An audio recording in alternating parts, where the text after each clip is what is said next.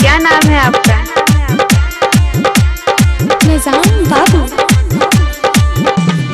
आपका ये नाम है?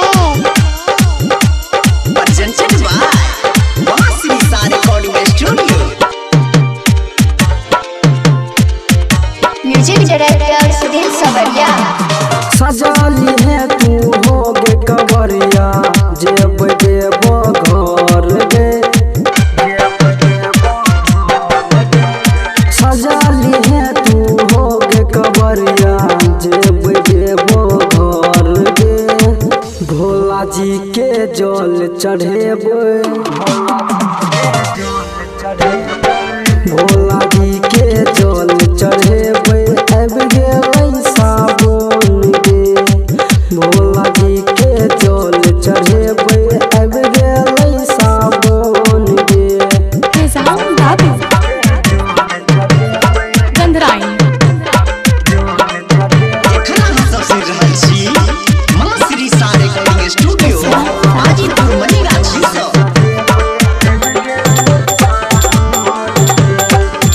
म्यूजिक डायरेक्टर सुधीर सवरिया। चला चला चकै छौ कान्हा पर कमर गे।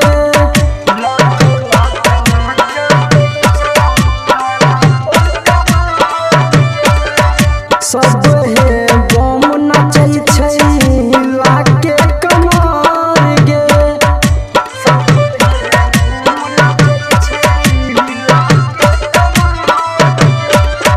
पीबै गांजा एतै के माजा।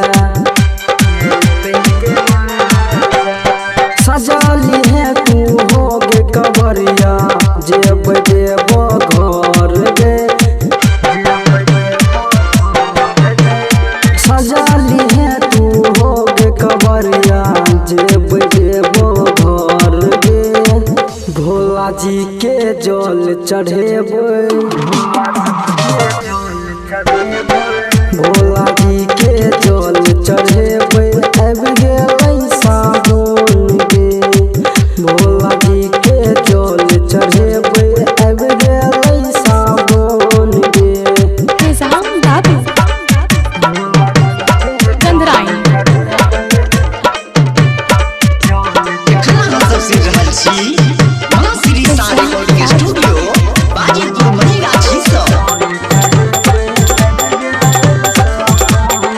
म्यूजिक डायरेक्टर सुधीर सवरिया। जल से भरल छौ तोहर कान्हा पर कमर गे।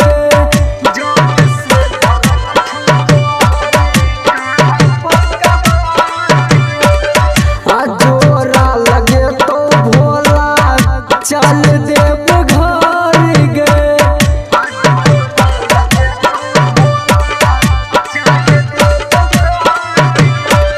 जोरा लगे तो भोला चल देव घर गे।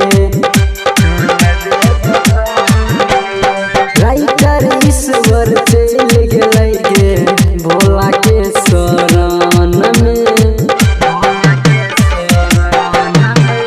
विपिन बिहारी चल गेलै गे भोला के शरण में। भोला जी के जल चढ़ेबे, भोला जी के जल चढ़ेबे। अब गेलै सावन गे, भोला जी के जल चढ़ेबे।